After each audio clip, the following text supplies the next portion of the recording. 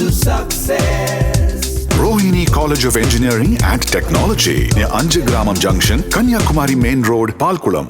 காஷ்மீர் பிரச்சனையில் மத்தியஸ்தம் செய்ய தயார் என அமெரிக்க அதிபர் ட்ரம்ப் அறிவித்ததற்கு எதிர்க்கட்சிகள் கடும் கண்டனம் தெரிவித்துள்ள சூழலில் யாருடைய மத்தியஸ்தமும் தேவையில்லை என பிரதமர் மோடி அமெரிக்காவிடம் உறுதிபட கூறியதாக தகவல் வெளியாகியிருக்கிறது. இந்தியா பாகிஸ்தான் இடையான மோதலை முடிவுக்கு கொண்டுவர ஒப்பந்தம் ஏற்பட்டிருப்பதாக அறிவித்தார் அமெரிக்க அதிபர் ட்ரம்ப். இரு நாடுகளிடையே சண்டை நிறுத்தத்தை அமெரிக்கா அறிவிப்பதா என அப்போதைய எதிர்க்கட்சிகள் கேள்வி கணைகளை எழுப்பிய சூழலில் ட்ரம்ப் வெளியிட்ட மற்றும் ஒரு பதிவு எரியும் நெருப்பில் எண்ணெயை ஊற்றும் விதமாக அமைந்தது.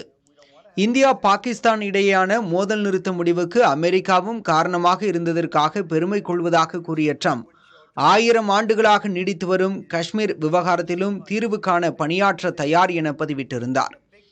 இதற்கு காங்கிரஸ், ராஷ்டிரிய ஜனதா தளம், உத்தவ் சிவசேனா உள்ளிட்ட எதிர்க்கட்சிகள் கடும் கண்டனத்தை பதிவு செய்தன. காங்கிரஸ் பொதுச் செயலாளர் ஜெய்ராம் ரமேஷ் வெளியிட்ட பதிவில் இரு நாடுகளிடையே 3ஆம் தரப்பு மத்தியஸ்தம் செய்ய நாம் கதவுகளை திறந்துள்ளோமா என வினவினார். 1971ஆம் ஆண்டு போர் தொடர்பாக அமெரிக்க அதிபருக்கு அப்போதைய பிரதமர் இந்திரா காந்தி துணிந்து எழுதிய கடிதம் ஒன்றையும் அவர் வெளியிட்டார். அந்த பதிவில் தற்போது போல் அன்றைக்கு 3ஆம் தரப்பு மத்தியஸ்தை இந்தியா அனுமதிக்கவில்லை என்றும் அதன் பின்னர் 4 நாட்களில் பாகிஸ்தான் சரணடைந்து விட்டது என்றும் சுட்டிக்காட்டியுள்ளார். இந்த விவகாரங்கள் தொடர்பாக விவாதிக்க அனைத்து கட்சி கூட்டத்தை கூட்ட வேண்டும் என்றும் ஜெய்ராம் ரமேஷ் வலியுறுத்தினார்.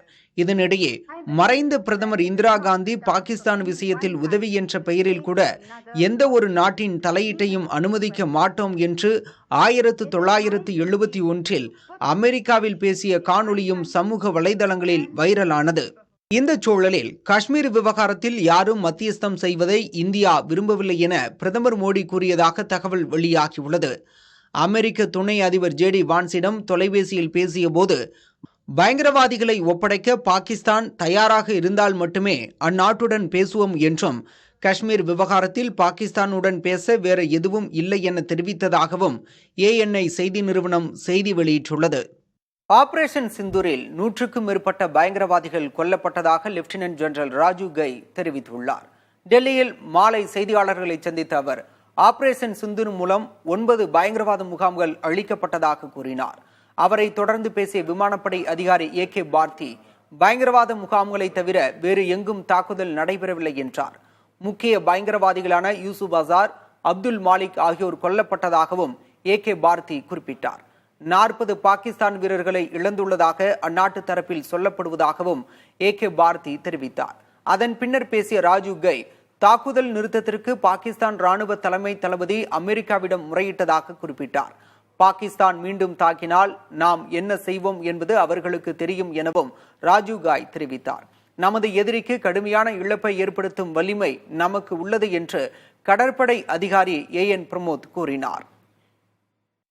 எல்லையில் மோதல் சற்று தணிந்துள்ள போதிலும் எந்த நேரத்திலும் பாகிஸ்தான் தாக்குதல் நடத்தலாம் என்ற சந்தேகத்தால் இந்திய பாதுகாப்பு படைகள் தயார் நிலையில் உள்ளது. ஆபரேஷன் சிந்தூர் நடவடிக்கை இன்னும் தொடர்வதாகவும் இந்திய விமானப்படை அறிவித்திருக்கிறது. இந்தியா பாகிஸ்தான் இடையே சண்டை நிறுத்தம் அமலுக்கு வந்துள்ள சூழலில் பாகிஸ்தான் திடீர் தாக்குதல்களை மேற்கொள்ளலாம் அல்லது தீவிரவாத அமைப்புகள் மூலமாக தாக்குதல் நடத்தலாம் என்கின்ற ஐயத்தின் காரணமாக எல்லையில் இந்திய படைகள் முழு உஷார் நிலையில் நிறுத்தப்பட்டுள்ளன. இந்திய விமானப்படையும் ட்ரோன் தாக்குதல் அல்லது ஏவுகணை தாக்குதல் நடைபெற்றால் அதை தடுக்க தொடர்ச்சியாக வான் வழிகளை கண்காணித்து வருகிறது. ஆபரேஷன் சிந்தூர் தொடர்கிறது என்றும் விவரங்கள் பின்னர் வெளியிடப்படும் என்றும் விமானப்படை தன்னுடைய X வலைத்தள பக்கத்தில் பதிவிட்டுள்ளது. இவைகளுடன் கடற்படையும் தொடர் ரோந்து மற்றும் கண்காணிப்பு பணிகளில் ஈடுபட்டுள்ளதாக அதிகாரிகள் தெரிவித்தனர். திங்கட்கிழமையன்று பாகிஸ்தான் ராணுவத்தின் மூத்த அதிகாரி இந்திய ராணுவ அதிகாரியை தொடர்பு கொள்வார் என ஏற்கனவே முடிவு செய்யப்பட்டுள்ளது. அப்போது அத்துமீறல்கள் தொடர்பாகவும் சண்டை நிறுத்தத்தை முழுமையாக அமல்படுத்துவது தொடர்பாகவும் ஆலோசனை நடைபெறும் என எதிர்பார்க்கப்படுகிறது. இத்தகைய சூழலில் டெல்லியில் பிரதமர் நரேந்திர மோடி தலைமையில் மீண்டும் உயர்மட்ட ஆலோசனை நடைபெற்றது. பாதுகாப்புத்துறை அமைச்சர் ராஜ்நாத் சிங், வெளியுறவுத்துறை அமைச்சர் ஜெய்சங்கர் மற்றும் தேசிய பாதுகாப்பு செயலர் அஜித் தோவல் ஆகியோருடன் முப்படைகளின் தளபதிகள் இந்த ஆலோசனையில் கலந்து கொண்டனர். அப்போது எல்லையில் உள்ள கள நிலவரம் குறித்து பிரதமர் மோடிக்கு தெரிவிக்கப்பட்டது. குண்டுவீச்சால் பாதிக்கப்பட்ட பூஞ்ச் உள்ளிட்ட பகுதிகளில் பொதுமக்கள் எல்லைப் பகுதிகளில் உள்ள தங்கள் இல்லங்களுக்கு திரும்புவது குறித்தும் கூட்டத்தில் ஆலோசிக்கப்பட்டதாக அதிகாரிகள் கூறினர். இதனிடையே அமெரிக்க துணை அதிபர் ஜே.டி. வான்ஸிடம் பேசும்போது பாகிஸ்தான் தாக்கினால் பதில் தாக்குதல் நடத்தப்படும் என பிரதமர் மோடி தெரிவித்ததாகவும் தகவல் வெளியாகியுள்ளது. புதிய தலைமுறைக்காக புதுடெல்லியிலிருந்து Ganapathi Subramaniam. A stepping stone to success. Rohini College of Engineering and Technology near Anjagramam Junction, Kanyakumari Main Road, Palkulam.